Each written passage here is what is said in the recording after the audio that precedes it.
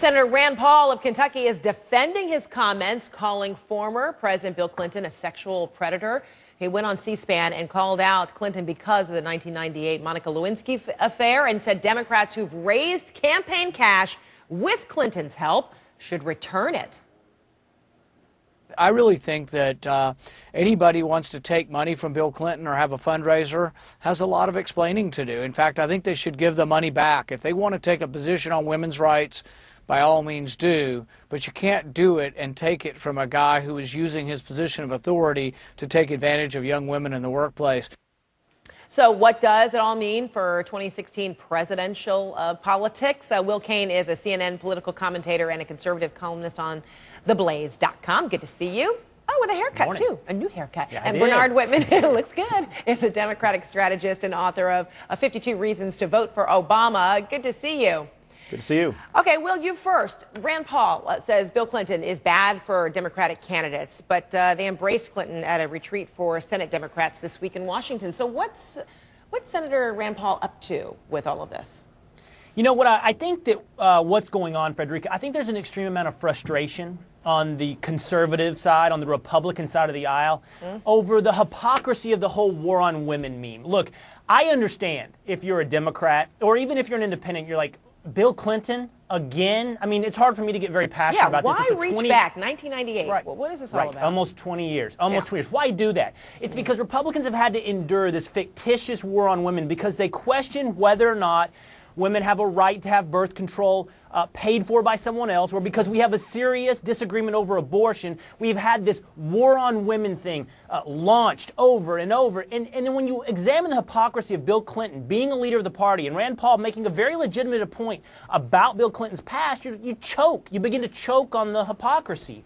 And so, I mean, in the end, look, I will say this, Frederica. If you painted a cardboard picture of this story and you said, here is a man who's done this in the past, and you didn't have a name attached to it, and you didn't have a party attached to it, I think most Americans would look at that and go, yeah, you know what? That's kind of hypocritical to be launching war on women attacks from that position. All right, so Bernard, legitimate point or irrelevant point?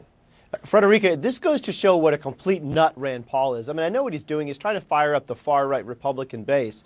But ultimately, it's a stupid strategy. And why? Because Bill Clinton is arguably the most popular politician on the face of the earth. Even half of Republicans have a favorable view of him. His favorability nationwide is consistently in the 60s and the 70s. I think Democrats, Republicans, and independents alike recall very fondly the economic expansion and job growth that prevailed during his 8 years in office. Look at what he's done with the Clinton Global Initiative. Look at what he's done with President George H.W. Bush.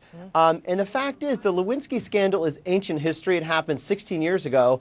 And if you think back as to what happened to the Republicans when they went down this moral crusade against Bill Clinton last time, during the 98 midterms, a 6-year midterm like Obama is facing, it was the first time since the Civil War that the opposition party failed to gain any seats in Congress. So it's just plain dumb. So let's talk more about the potential on backfiring, though, especially, Will, as you look at this latest poll, and it shows, Hillary Clinton is still, receiving about 70%, of the support here, if a choice, for the 2016. So, you wonder, language like this, whether it's to bring in Bill Clinton or not, does this only make Hillary Clinton an even stronger, more viable candidate? I don't think this is a potential win for Republicans politically. But look, Bernard has the title strategist attached to his name, which means he's going to be much more adept at painting a picture that he wants you to see, to tell you the strategy behind that. But what I'm telling you is this. The question we're addressing is, should it be? Should Bill Clinton be that popular? Should he have that kind of approval rating when he has that kind of a past? Should he be able to launch and be the leader of a party that points out, hey, women's rights are important. Women's place in the workplace is important. Should he be the spokesman for this? And that's a very valid question that has nothing to do with strategy. I don't know if this is going to work making Hillary Clinton president or not, but I'm telling you, this is a legit should question. Okay, so Bernard, real quick, respond to that one, and then we get to go.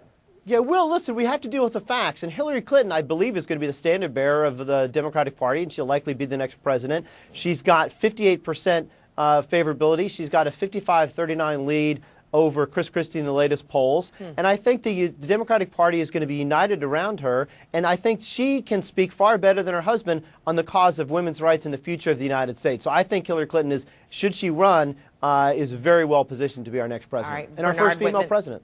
All right, Bernard Whitman. Will Cain, thanks so much, gentlemen. Appreciate it. Thank you, Frederica. You bet. All right.